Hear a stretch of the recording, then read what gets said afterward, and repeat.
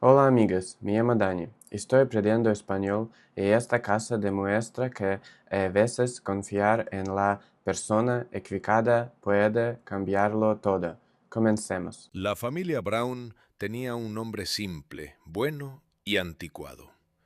Y habían llevado una vida simple, buena y anticuada en su granja en Pensilvania.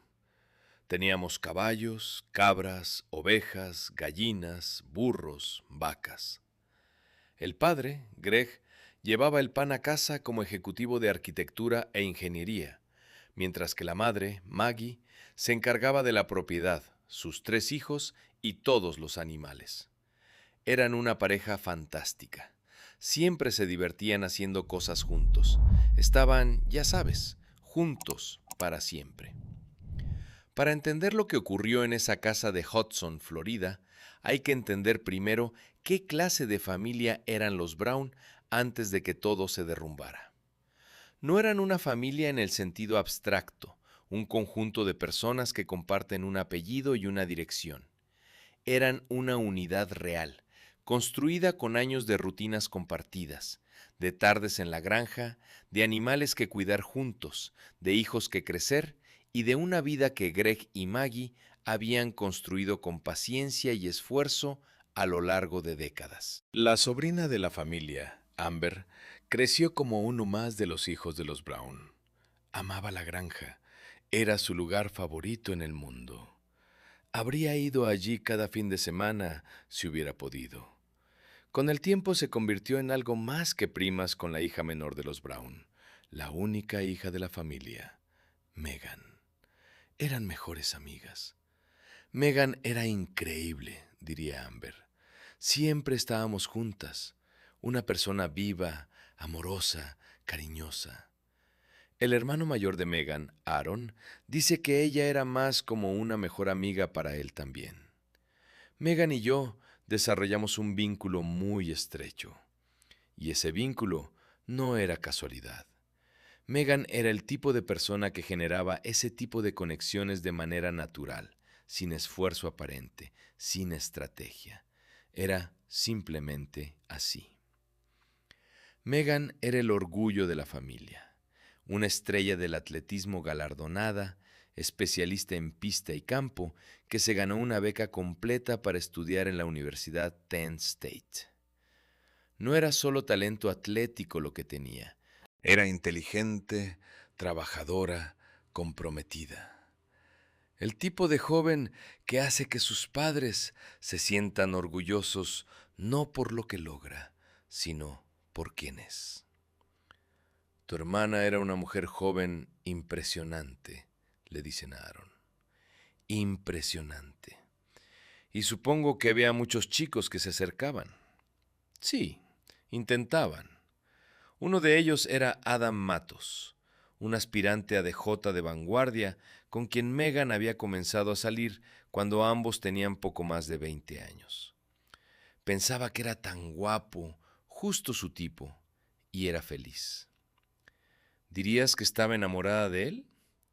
Quizás estaba encaprichada, ya sabes.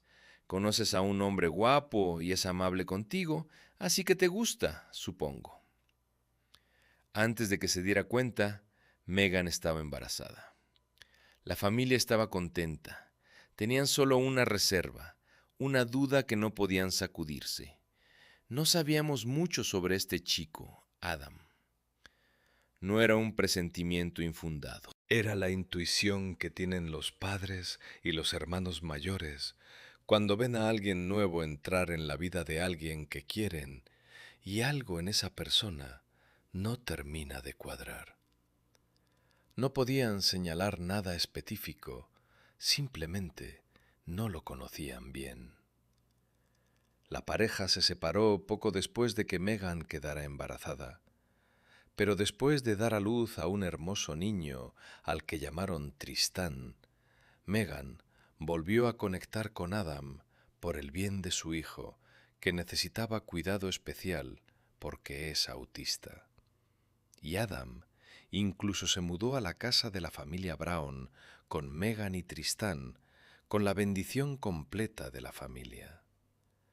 Mi padre Era demasiado buena persona como para simplemente descartarlo de su vida, dice Aarón.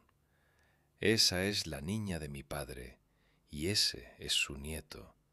Fue un acto de generosidad genuina. Greg Brown no tenía obligación de abrir su hogar al padre del nieto.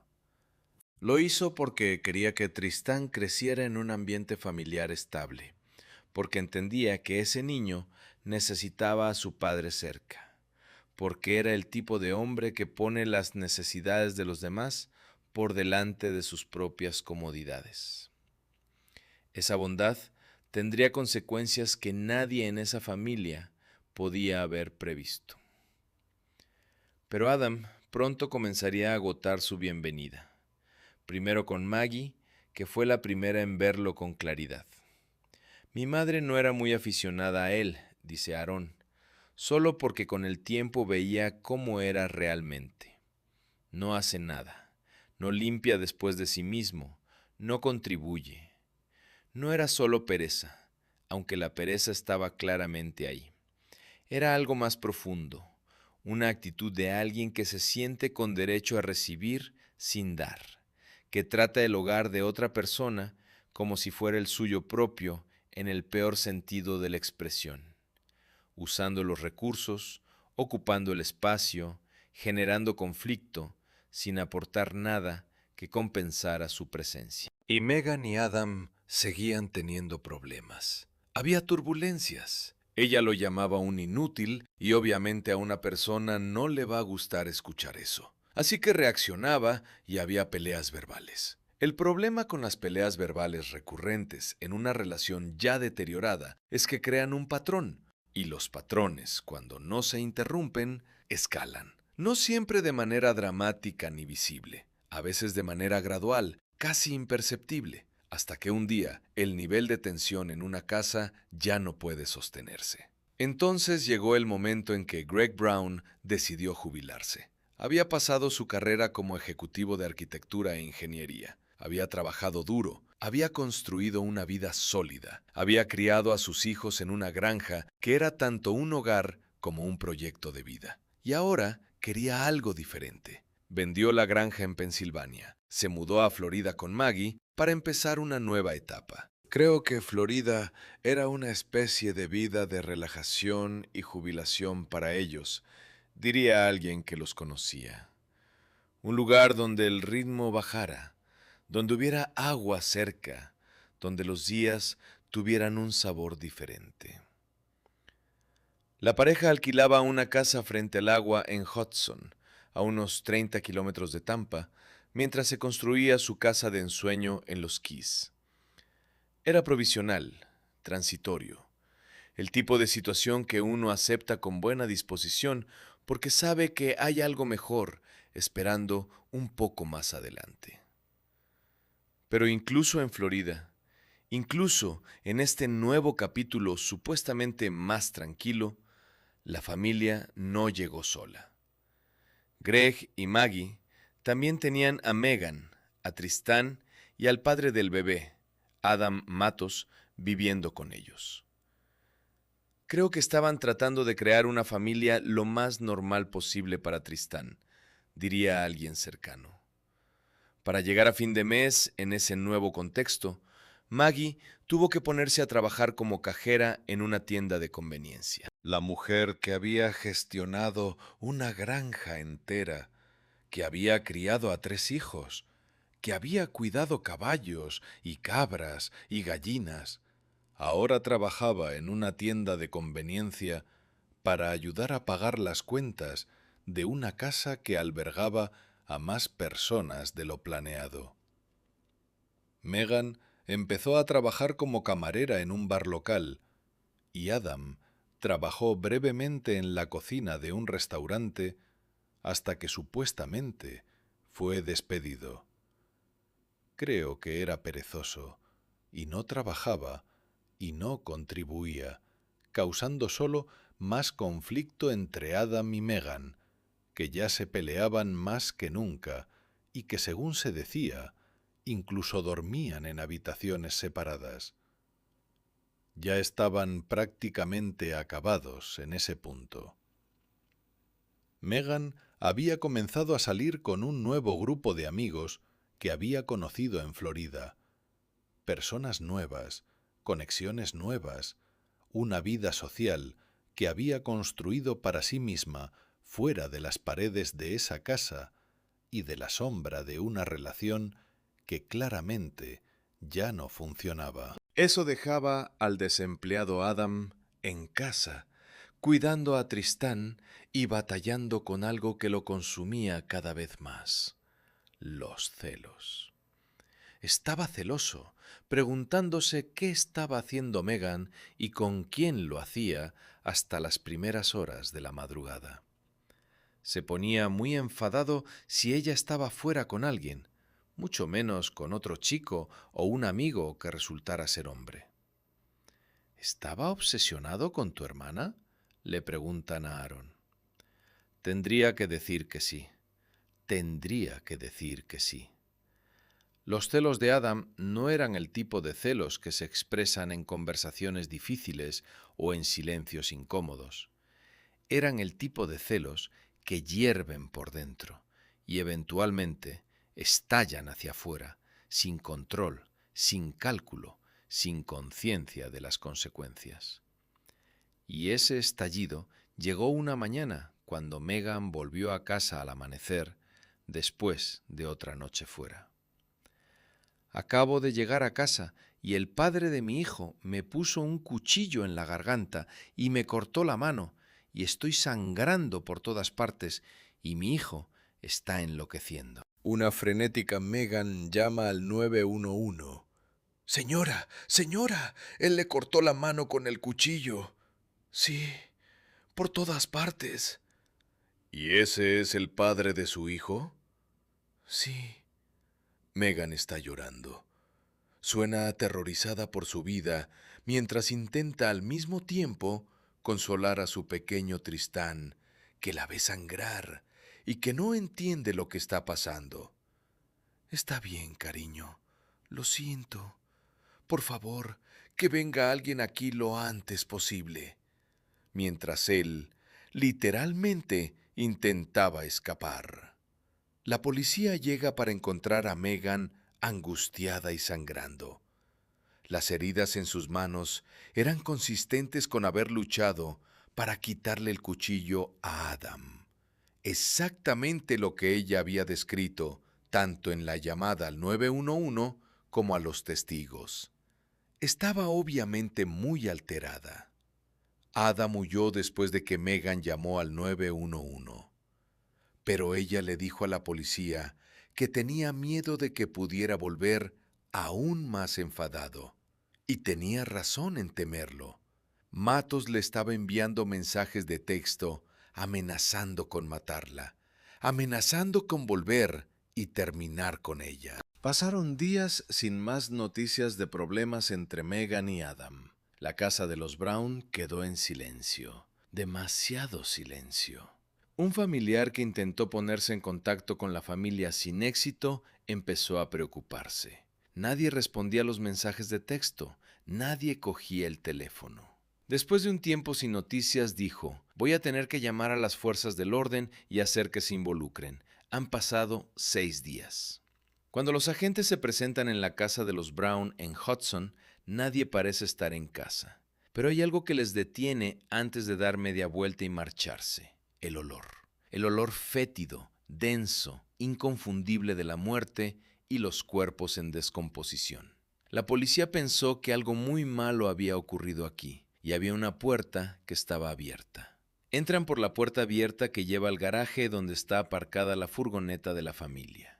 De inmediato ven mantas en el suelo detrás de la furgoneta. Hay lo que parece ser sangre por todas partes, en el suelo, en las mantas. Y casi al mismo momento, un agente veterano que por casualidad pasa conduciendo por una zona boscosa a poca distancia, nota ese mismo olor. Para, mira, llama a su compañero. El detective llega unos minutos después y encuentra algo que supera en horror todo lo que ha visto en años de trabajo en las fuerzas del orden. Podía olerlo. Me asomé y podía ver que había un montón de cuerpos descompuestos más allá del reconocimiento. No sabíamos exactamente quiénes ni cuántos en total, pero podía deducir fácilmente que la familia Brown estaba entre ellos. Era sentido común. Teníamos una casa con varias personas desaparecidas y ahora tenemos un montón de cuerpos a menos de 1 kilómetro de allí. Mientras el médico forense intenta identificar a las víctimas, los detectives irrumpen en la casa de los Brown con expertos forenses. Lo que encuentran los deja sin palabras. El lugar se vuelve rosado cuando se rocía con luminol. Un rastro de sangre se extiende por toda la casa. Hay señales de que el asesino había intentado limpiar parte de ella, pero el luminol no miente. El horror que había ocurrido en esas habitaciones no puede borrarse completamente por mucho que alguien lo intente. Pero parte de la mejor evidencia está en la furgoneta aparcada en ese garaje empapado de sangre. Sabíamos que había personas muertas en descomposición en la parte trasera de esa furgoneta. La furgoneta tenía indicios de que estaban ahí: sangre, gusanos. También encontramos una pala en la parte trasera que los detectives creen que el asesino había usado para intentar enterrar los cuerpos en el patio de la casa. En el lateral de la casa había una zona recién excavada, pero en Florida, en esa zona específica, no se puede cavar más de 30 centímetros sin toparse con la roca caliza que está debajo. El asesino lo había intentado y había fracasado. Así que había cargado los cuerpos en la parte trasera de la furgoneta y los había llevado a esa zona boscosa, dejándolos allí, bajo un árbol, como si fueran basura. Los amigos y familiares que se enteran de la noticia no pueden procesarlo. Me caí al suelo. No podía creer que fuera verdad. ¿Quién podría pensar que algo así podría ocurrir realmente? Es la pregunta que nadie sabe cómo responder. Porque hay crímenes que el cerebro humano puede intentar explicar, puede intentar encontrar una lógica aunque sea retorcida. Y hay crímenes que simplemente no encajan en ningún marco de referencia que las personas normales tengan disponible. Lo que ocurrió en esa casa de Hudson, Florida, era uno de esos. Los detectives acaban de confirmar que la familia Brown había sido asesinada en su propio hogar. Ahora, mientras el médico forense trabaja para identificar exactamente qué miembros de la familia están entre las víctimas, los detectives necesitan encontrar al responsable. Y su principal persona de interés es alguien que conocían desde el principio de la investigación: Adam Matos, exnovio de Megan Brown, de 27 años, padre de Tristán, el hijo de 4 años de Megan, el hombre que había vivido en esa casa, el hombre que había amenazado a Megan con matarla menos de 24 horas antes de que ella y su familia fueran encontradas muertas. El hombre que había huido cuando Megan llamó al 911. Sabíamos que Adam era una persona que vivía en esa casa, y sabíamos que Adam y Megan habían tenido problemas muy serios. Problemas que habían terminado con Megan sangrando en su cocina mientras su hijo de 4 años miraba aterrorizado. Problemas que habían terminado con mensajes de texto amenazando con matarla. Problemas que, según todo indicaba, no habían terminado ahí. Obviamente queríamos encontrarlo, pero había una complicación. Por lo que sabían los detectives en ese momento, Adam podría incluso estar entre ese montón de cuerpos no identificados. No podían descartarlo como víctima antes de tener una identificación completa. Así que, mientras esperaban los resultados del médico forense, volvieron su atención a otra posibilidad, otra persona que podría haber tenido un motivo, y esa búsqueda los llevaría a un nombre que nadie en la familia Brown había escuchado jamás. Los detectives sabían que Adam era una persona que vivía en esa casa, y sabían que Adam y Megan habían tenido problemas muy serios. Él había huido de la casa cuando Megan hizo esa llamada al 911 menos de 24 horas antes de que ella y su familia fueran presuntamente asesinadas. Obviamente queríamos encontrarlo, pero había un problema. Por lo que sabían los detectives en ese momento, Adam podría incluso estar entre ese montón de cuerpos no identificados. No podían asumir nada antes de tener una identificación completa de las víctimas. Así que mientras esperaban los resultados del médico forense, volvieron su atención inmediata a otra persona que necesitaban localizar. Nicholas Leonard, un chico nuevo que Megan había conocido después de mudarse de Pensilvania a Florida con su madre, su padre, Adam, y el bebé Tristán unos meses antes. También queríamos localizarlo.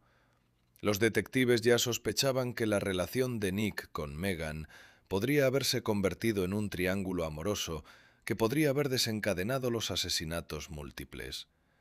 Tenían una relación incipiente que era romántica. Megan aparentemente no había contado a sus amigos y familiares sobre Nick.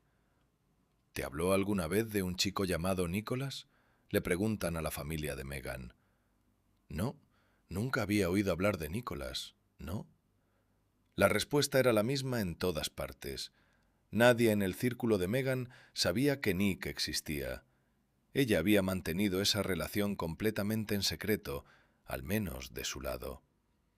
Del lado de Nick era completamente diferente. Nick Leonard era carpintero y paisajista, un hombre de trabajo, alguien que construía cosas con las manos. Y se había enamorado de Megan con una intensidad que no había intentado ocultar a nadie de su entorno.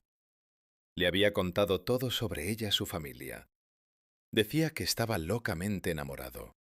Decía que por fin había encontrado al amor de su vida, que pensaba que ésta podría ser la chica a la que algún día le pediría que se casara con él. La noticia tomó por sorpresa a su madre Paula y a su padre Daniel. Me quedé impactada, diría Paula. Le dije, ¿por qué no he conocido todavía a esta chica? Nick les explicó que él y Megan mantenían su romance en silencio hasta que Adam se mudara de la casa. La situación era complicada, les dijo. Adam seguía viviendo ahí, y Adam podía ser un problema. ¿Qué quieres decir con que puede ser un problema? Les contó que Adam se había enterado de que estaba viendo a Megan y estaba celoso, y que lo había amenazado. La madre de Nick reaccionó como reacciona cualquier madre cuando escucha algo así. Le dijo a su hijo que se alejara de Megan hasta que Adam estuviera fuera del panorama. Le dijo que no le gustaba el escenario, que esperara, que no valía la pena arriesgarse. Pero Nick y Megan continuaron viéndose. Y los detectives descubrirían que Nick había estado precisamente entre los amigos con quienes Megan había salido esa noche en que llegó a casa al amanecer. La noche que desencadenó el frenesí de celos de Adam. La noche de la llamada al 911. La noche que lo cambió todo. Si hubiera sabido que iba a hacer eso, ni siquiera habría salido, diría Megan en esa llamada desesperada. Y entonces, Nick Leonard desaparece de repente. Su hermana sabe de inmediato que algo está terriblemente mal. Lo siente en ese lugar donde uno sabe las cosas antes de que la mente pueda articularlas. Conduce a casa llorando histéricamente. Llama a su padre. Creo que Nick se ha ido. Creo que está muerto. No estaba equivocada. Nick queda descartado como sospechoso del asesinato de la familia en el momento en que el médico forense finalmente identifica a los encontrados en ese montón de cuerpos en descomposición. Porque Nick es uno de ellos. Era el hombre que había dicho que Megan podría ser la mujer con quien se casaría algún día. El hombre que le había dicho a su madre que por fin había encontrado al amor de su vida. el hombre cuya madre le había advertido que se alejara de esa situación porque el escenario no le gustaba. El hombre que no escuchó esa advertencia porque estaba enamorado y porque seguramente creyó, como creen la mayoría de las personas en esa situación, que las amenazas son solo palabras. No siempre son solo palabras. La familia de Nick queda destrozada cuando recibe la noticia. La madre, Paula, entra al baño, se cae de rodillas, llora y vomita y no puede parar. Su hija entra y le dice que tiene que calmarse. Le responde que no puede. Y tiene razón en que no puede, porque no hay manera de prepararse para escuchar que el hijo al que querías y que te decía que había encontrado al amor de su vida está muerto, que estaba en un montón de cuerpos en un bosque de Florida, que nadie sabe todavía exactamente cómo llegó ahí. El médico forense identifica finalmente a todas las víctimas. Megan Brown, de 27 años. Greg Brown, su padre. Maggie Brown, su madre. Nick Leonard, su novio. 4 personas, 4 vidas. Una casa en Hudson, Florida, que era el hogar de una familia que había vendido su granja en Pensilvania para vivir una jubilación tranquila junto al agua. Lo siento. No, lo siento yo. Has pasado por mucho. Toda tu familia ha pasado por mucho. Lo siento. Ella era simplemente... la extraño. Hay un momento en que las palabras dejan de ser suficientes, y en este caso ese momento llegó antes de que terminara la primera conversación. Greg Brown era el hombre que había trabajado toda su vida como ejecutivo de arquitectura e ingeniería, que había construido una vida desde cero, que había criado a sus hijos en una granja con animales y espacio, y el tipo de infancia que la gente recuerda como la mejor parte de su vida. Un hombre que había tomado la decisión de abrir su hogar a Adam Matos porque era el padre de su nieto y porque creía que todo niño merece crecer cerca de su padre. Esa generosidad le costó la vida. Maggie Brown era la mujer que lo había llevado todo: la granja, los hijos, los animales, la vida familiar entera. Con la eficiencia silenciosa de alguien que simplemente hace lo que hay que hacer sin esperar reconocimiento. En Florida había tenido que ponerse a trabajar como cajera en una tienda de conveniencia para ayudar a llegar a fin de mes. La primera en ver a Adam como realmente era. La primera en intuir que algo no estaba bien. Nadie le escuchó lo suficiente. Y Megan, la atleta con beca completa. La chica con los ojos azules y la sonrisa fácil. La madre que había vuelto con Adam por el bien de Tristán. La mujer que finalmente había empezado a construir algo para sí misma. Nuevos amigos, una nueva relación, una vida que no giraba en torno a un hombre que la trataba mal. La mujer que esa noche fatal le había dicho al operador del 911 con la voz rota, mientras su hijo lloraba a su lado: «Por favor, que venga alguien aquí lo antes posible». La única pequeña misericordia en todo este horror es que el pequeño Tristán parece seguir con vida. Los detectives creen que probablemente está con su padre, Adam, quien es ahora el principal sospechoso. Pero también es algo más que un sospechoso buscado, porque hay un niño desaparecido. Un niño de 4 años, autista, que había estado en esa casa cuando ocurrió lo que ocurrió. Que había pasado quién sabe cuántos días con Adam desde entonces y cuyo paradero era completamente desconocido. Había un niño, sí, y también teníamos un niño desaparecido. La policía no había podido encontrar a Adam desde que huyó de la casa la noche de la llamada al 911. Pero estaban a punto de tener un golpe de suerte. Lo dejaron cerca de una terminal de autobuses en el centro de Tampa. Era nuestro sospechoso número 1. Finalmente localizan a Adam Matos una semana después de los asesinatos. Lo rastrean hasta un hotel. Las imágenes de seguridad del hotel muestran a Adam registrándose en la recepción y llevando tranquilamente a Tristán hasta su habitación. Y resulta que se registró con su propio nombre. Brillante, dice el detective con una mezcla de incredulidad y alivio. Con suerte para nosotros. Es el tipo de error que cometen las personas que no tienen experiencia en huir, que no han planificado realmente lo que viene después del crimen, que han actuado desde un lugar de rabia o desesperación y que no han pensado con frialdad en los pasos que siguen. Registrarse en un hotel con su propio nombre, una semana después de que 4 personas fueran asesinadas en su casa, con su hijo de 4 años a su lado. Cuando la policía recoge a Tristán, el pequeño parece estar en estado de shock. Estaba pasando por algo y no hablaba con la policía. Realmente no obtuvimos mucho de esa entrevista ese día.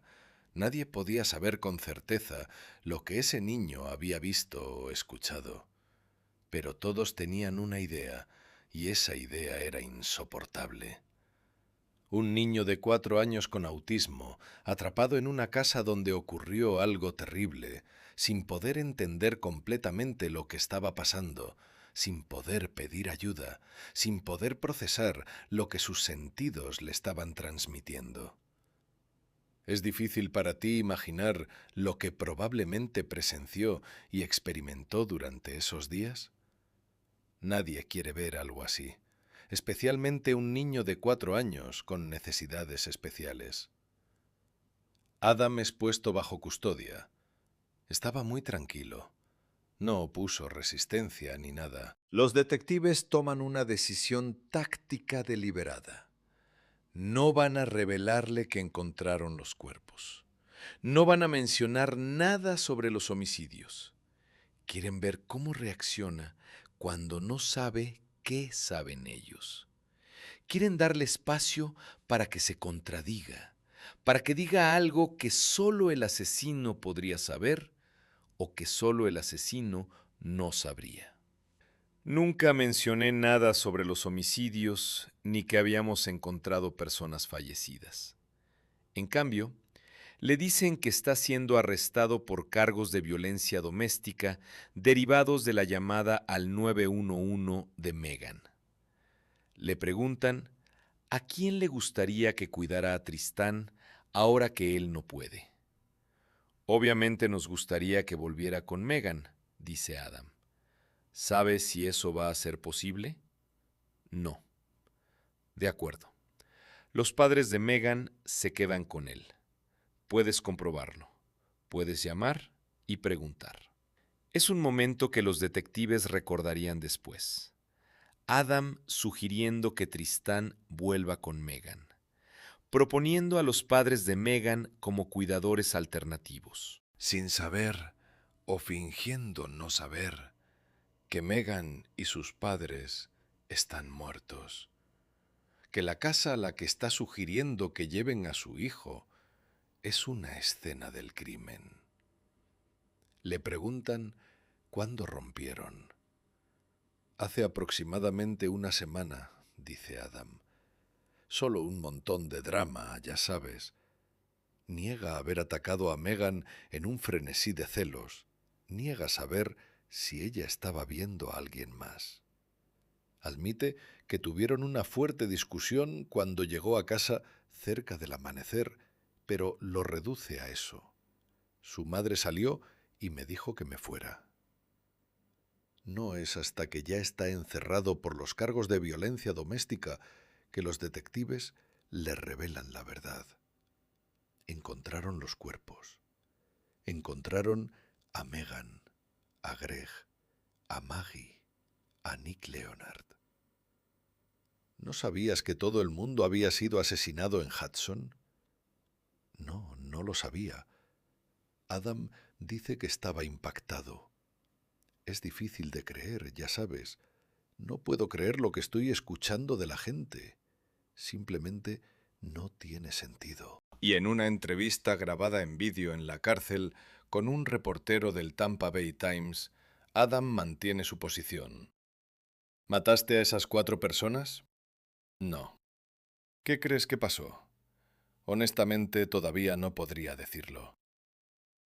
Y entonces, fuera de cámara, con los detectives presentes, Adam lanza una bomba.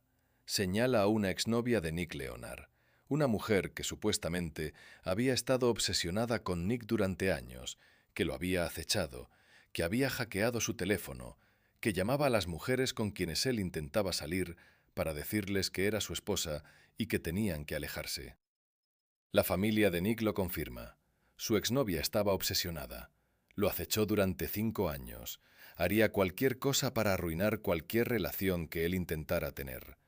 Y Megan era la última a quien supuestamente había llamado y amenazado directamente. Terminé hablando con Megan durante probablemente una buena media hora, diría la hermana de Nick, solo diciéndole que mi hermano era una buena persona y que solo tenía esta exnovia loca que no desaparecería. Los detectives no descartan la pista. Vuelan hasta donde está la ex, hablan con sus compañeros de trabajo, verifican su paradero. Y la pista muere completamente. No estaba en Florida en el momento en que creemos que ocurrieron los homicidios. No pudimos encontrar ninguna indicación de que ella y Adam hubieran tenido ningún tipo de comunicación. La descartamos como sospechosa de inmediato. La maniobra de Adam para desviar la investigación no funcionó. El foco vuelve exactamente a donde estaba desde el principio, en el hombre que había vivido en esa casa, que había amenazado a Megan con matarla, que había huido esa misma noche y que una semana después aparecía en un hotel de Tampa registrado con su propio nombre, con su hijo de 4 años a su lado. Y ese hijo de 4 años, Tristán, era ahora también la única persona que podía responder la pregunta que todos se hacían. ¿Qué pasó exactamente en esa casa? El foco vuelve a estar en Adam, cuyo traumatizado hijo autista Tristán, de apenas 4 años, presenció la sangrienta masacre y está empezando a abrirse con los investigadores. ¿Y qué dijo? Describió haber escuchado el disparo que mató a su madre, y a ella diciendo, por favor, no. Detente un momento con eso. Un niño de 4 años con autismo, que ya tiene dificultades para procesar el mundo que lo rodea, incluso en circunstancias normales, que ha pasado días en un hotel con el hombre que acaba de matar a su madre y a sus abuelos, que no puede explicar completamente lo que vivió ni a sí mismo ni a nadie más. Y lo que logra comunicar, lo que emerge a través de todo ese trauma y toda esa limitación, es la voz de su madre diciéndole a alguien que por favor no lo hiciera. Tristán les mostró a los investigadores lo que había visto de otra manera también. Agarró una pequeña muñeca, la envolvió en una manta, empezó a golpearla repetidamente diciendo, «Mamá, mamá». Y finalmente el niño señaló a su propio padre. ¿Dijo que papá mató a mamá? Absolutamente. Papá mató a mamá. Con eso los detectives y el fiscal Brian Saravia tenían un testigo ocular que corroboraba sus hallazgos. En términos de nuestra comprensión, principalmente confirmó lo que ya podíamos deducir de la evidencia en la escena.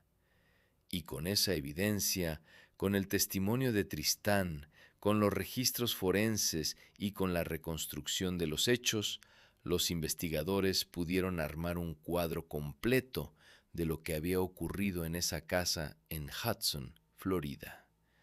Disparo a disparo, golpe a golpe, brutal. La línea de tiempo comenzó con esa primera llamada al 911 de Megan. Acabo de llegar a casa y el padre de mi hijo me puso un cuchillo en la garganta, me cortó la mano. Estoy sangrando por todas partes. Poco después de esa llamada, Adam salió furioso. Pero los detectives descubrieron que Adam bombardeó a Megan con más de 100 llamadas y mensajes de texto amenazantes en las 12 o más horas que siguieron. Amenazaba con volver y terminarla. Una Megan aterrorizada llamó a su nuevo novio Nick, quien se apresuró a ir a su casa armado con una pistola para protegerla en caso de que Adam cumpliera sus amenazas. Nick había indicado que iba a ir allá solo para asegurarse de que todo estaba bien, porque obviamente conocía la violencia de Matos, y los investigadores dicen que Adam efectivamente volvió. Primero, a vigilar el lugar desde afuera. Podía ver la casa. Para el comienzo de la tarde, ya sabía que Nick estaba dentro con Megan, con Tristán y con el padre Greg. Y esperó. Esperó al último miembro de la familia. Una vez que tuvo claro lo que iba a hacer, eso es lo que iba a hacer. Adam hizo su movida cuando la madre, Maggie, llegó a casa de su turno nocturno en la tienda de conveniencia alrededor de la medianoche. Entra con la furgoneta, sale de la furgoneta y Adam la ataca en el garaje, golpeándola brutalmente en la cabeza con un martillo. Múltiples golpes. La ata, toma una bolsa de plástico y se la pone sobre la cabeza, asegurándose de que muriera, o al menos de que no pudiera escapar. Maggie Brown, la mujer que había gestionado una granja entera, que había criado a 3 hijos, que en Florida trabajaba de cajera para ayudar a llegar a fin de mes, la primera en ver a Adam como realmente era, la primera en resistirse a su presencia en el hogar, muerta en el garaje de su propia casa, atacada por sorpresa cuando llegaba del trabajo a medianoche. Luego Adam sube, todavía con el martillo. Se dirige directamente al dormitorio que solía compartir con Megan y la encuentra ahí con Nick. Y simplemente empieza a atacar a Nick. Simplemente se lanza sobre él. Nick intenta defenderse. El médico forense determinaría después que recibió aproximadamente 21 golpes en la cabeza. 21 golpes. Nick Leonard, el hombre que le había dicho a su madre que por fin había encontrado al amor de su vida. El hombre que había ido armado esa noche precisamente para proteger a Megan. El hombre que su propia madre le había advertido que se alejara de esa situación porque el escenario no le gustaba. Murió en el dormitorio de esa casa en Hudson después de recibir 21 golpes de martillo en la cabeza. En algún punto durante el ataque a Nick, Adam se hace con el arma que Nick había traído para proteger a Megan. Y con esa arma, lo que era una masacre con martillo, se convierte en algo diferente. Megan huye con Tristán hacia el dormitorio principal, donde está el padre, Greg. El abuelo que había abierto su hogar a Adam. El hombre que era demasiado buena persona como para simplemente descartarlo de su vida. Greg era cazador. Tenía armas en la casa. Los investigadores encontrarían evidencia de que estaba en su armario intentando conseguir un arma para proteger a su familia. Pero no tuvo tiempo suficiente. Creo que quizás había cargado una bala en un arma, pero simplemente no tuvo tiempo de reaccionar. Creo que Adam lo pilló desprevenido. Adam mata a Greg, le dispara 2 veces y luego se gira hacia Megan. Solo una bala para ella, solo una. La tenía de frente. Podía tomarse su tiempo para apuntar. Le disparó en el ojo izquierdo. Y eso fue todo. El niño de 4 años que estaba en esa habitación escuchó a su madre decir, por favor, no. Y luego escuchó el disparo. Lo que los detectives descubrirían a continuación superó en horror incluso lo que ya sabían.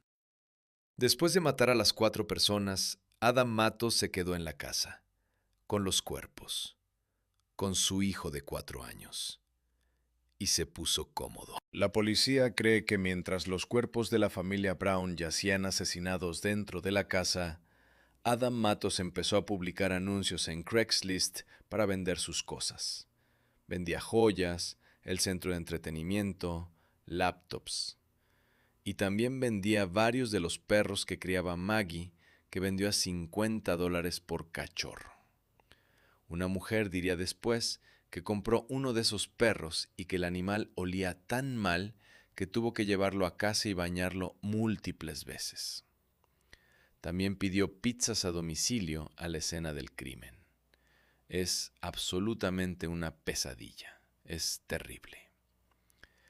Adam siguió adelante, escondiéndose a plena vista, como si nada hubiera pasado. Ya había hablado con los vecinos, diciéndoles que la familia había ido a Virginia Occidental de viaje de casa. Y durante los días siguientes iba a visitarlos periódicamente y simplemente pasaba el rato con ellos. Hasta que la policía encontró los cuerpos que evidentemente había arrojado en el bosque cercano. Cuando los agentes llamaron a la puerta, Adam huyó con su hijo, corriendo por los patios traseros de las casas vecinas. La policía dice que robó una canoa, se subió a ella, remó hasta el otro lado, tomó un taxi y fue a Tampa, a 1 hora al sur, donde se registró en un hotel con su propio nombre. Menos de 2 semanas después de ser capturado en ese hotel de Tampa, Adam Matos fue acusado de asesinato en primer grado por la muerte de la familia Brown y de Nick Leonard. ¿Tiene alguna duda de que Adam Matos fue responsable de estos asesinatos? No tengo ninguna duda. Definitivamente fue responsable al 100%. Pero lo que vendría después en el tribunal dejaría a todos los presentes sin palabras por razones completamente diferentes. Adam Matos se levantó ante una sala abarrotada y afirmó que había matado a las 4 personas en legítima defensa, que ellos lo habían atacado primero, que no había tenido más opción. Dijo que había entrado a la casa solo para recoger sus cosas, que Nick Leonard lo había agarrado del cuello, que Nick había sacado una pistola y la había apuntado hacia su pecho, que habían forcejeado y Adam había logrado quitársela, y que en lugar de dispararle, lo golpeó con un martillo, 21 veces en la cabeza, en legítima defensa.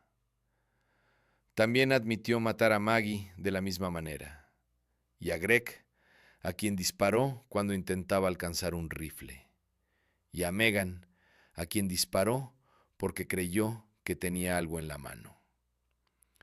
La fiscalía lo presionó duramente. ¿No estaba usted ahí parado con una pistola apuntada a su ojo izquierdo, mientras ella decía, por favor no, por favor no?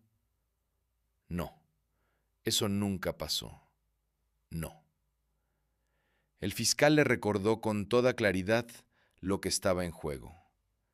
Entienda, señor Matos, estamos tratando de ejecutarlo. ¿Lo entiende? Sí.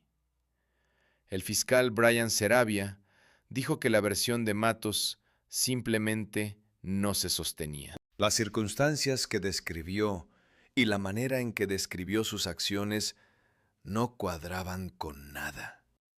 Matos no pudo explicar de manera convincente por qué nunca llamó a la policía si se trataba de legítima defensa. Mi teléfono estaba muerto en ese momento, dijo. No pudo explicar convincentemente por qué tiró las armas homicidas al canal detrás de la casa, donde los buzos de la policía las recuperaron después.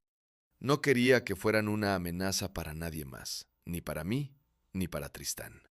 Y tuvo dificultades para explicar por qué eligió deshacerse de los 4 cuerpos, primero intentando cavar una tumba junto a la casa con una pala, la misma pala que las imágenes de vigilancia de una tienda mostraban a Matos comprando después de los asesinatos, y luego arrojándolos en el bosque cercano. Dijo que lo hizo para que Tristán no siguiera expuesto a ellos, para ahorrarle más trauma a su hijo de 4 años. Nadie le creyó. El jurado tomó su decisión. El acusado es culpable de asesinato en primer grado en el caso de Nicholas Leonard, según lo establecido en la acusación formal. Y Matos escucharía el mismo veredicto de culpabilidad por los asesinatos de Greg Brown, de Maggie, culpable, y de Megan, culpable. Pero Matos se salvó de la pena de muerte por un voto. Solo 11 de los 12 jurados votaron por la ejecución. Uno mostró suficiente compasión o duda para votar en contra. La jueza expresó su desacuerdo. Si alguna vez hubo un caso en el que hubiera escuchado que 12 personas habrían decidido que la muerte era apropiada, probablemente es este. Matos hizo un patético intento de mostrar remordimiento. Solo quisiera decir que lo siento a la familia de las víctimas. Sé que eso no es suficiente. Solo para ser silenciado a gritos por Aaron Brown, el hermano mayor de Megan.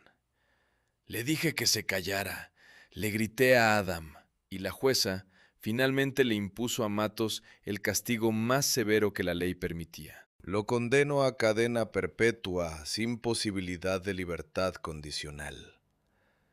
Pero sus palabras más conmovedoras estaban reservadas para el superviviente más pequeño e inocente de todo este horror. Tristán, de 4 años, que ahora estaba siendo criado por la familia de su abuela fallecida. Crecerá sin un padre, porque sabrá que su padre asesinó a su madre y asesinó a sus abuelos. Hay algo en el destino de Tristán que resulta casi insoportable de contemplar. Este niño llegó al mundo como la razón por la que Megan volvió a Adam, la razón por la que la familia Brown abrió su hogar, la razón por la que todo el mundo intentó hacer que una situación imposible funcionara de alguna manera. Era el centro de todo. El niño por cuyo bien se tomaron decisiones que nadie tomaría en otras circunstancias, y terminó siendo el testigo del asesinato de su madre. El niño que le mostró a los investigadores cómo había ocurrido, envolviendo una muñeca en una manta y golpeándola mientras repetía, «¡Mamá! ¡Mamá!». El niño que le dijo a los detectives que papá mató a mamá. 4 años, autista, sin madre, sin abuelos y sin padre, porque ese padre estará en prisión para el resto de su vida. Como parte del acuerdo alcanzado, la madre adoptiva de Tristán estará obligada a enviarle una fotografía del niño a Matos en prisión hasta que Tristán cumpla 12 años. Es una de esas disposiciones legales que generan más preguntas que respuestas sobre qué tipo de justicia es realmente posible en situaciones donde el daño es tan absoluto y tan irreversible. La familia Brown tenía caballos, cabras, ovejas, gallinas, burros y vacas en una granja en Pensilvania. Tenían planes para una casa de ensueño en Los Keys. Tenían una hija que había ganado una beca completa en Penn State y que sonreía de manera que hacía que la gente a su alrededor se sintiera mejor. Ninguno de ellos llegó a Los Keys.